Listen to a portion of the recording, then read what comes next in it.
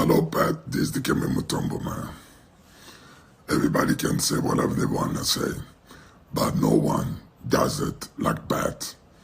No, no, no, not today, not in Mars.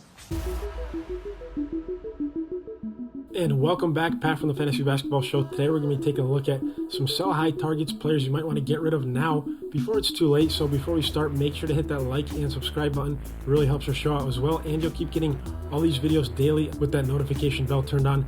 Make sure to check out our Discord down below, over 1,400 members, a very active Discord. And if you have any questions about your team, ask us also in the comment section below. We'll be sure to answer every single question as we always do. Now let's get into the show. So starting us off, we have Jordan Poole. Poole is averaging almost 27 points in the month of December.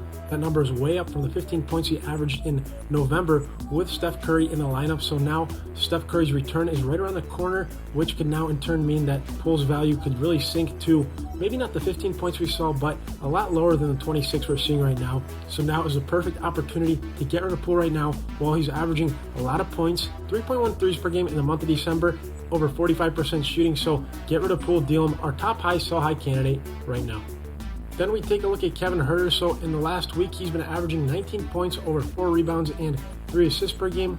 Huerter's threes and percentages have all seen a rise in the last week as well as the month of December. So there's a lot of offensive firepower in Sacramento with Sabonis, Fox, and Keegan Murray, who could also develop after the All-Star break, as rookies sometimes do traditionally. So now would be a perfect opportune time to deal away Kevin Huerter while he's scoring in bunches and putting up a lot of threes.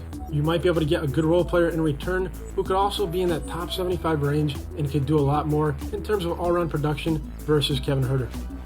And then to Derek White. So 5 games in double figures in his last 8. So that probably isn't going to continue very much longer. Marcus Smart is out of the lineup, but not for long. White, standing at 6'4", is putting up an absurd 2-block average in his last 6 games. So that definitely won't continue. But you can use the Marcus Smart injury to your advantage, as White is now absorbing a lot of Smart's minutes, but Brogdon is also going to play a factor there. So now might be a perfect time to deal away Derek White, as he's putting up some great numbers all around in terms of rebounding, blocks, and threes.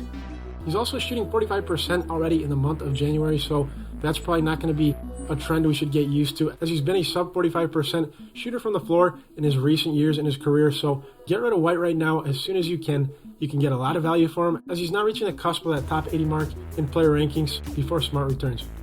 Then we move to Nick Claxton. So in his last 6 games, he's averaging well over 4 blocks. That is unheard of. And of course, that number definitely won't continue later on. He's probably going to be a 2 or 3 block guy on the regular, but not over 4 blocks. So you might be able to use that right now to your advantage, as he's now fitting into that top 25 range for player rankings. So see if you can deal away Claxton right now while he's on this hot streak in terms of defensive blocks. His points per game also jumped to 12.5 from 11.5 in November to December, in addition to shooting almost 80% from the floor as a field goal percentage in the month of December versus his 75%, which is already very, very good in the month of November.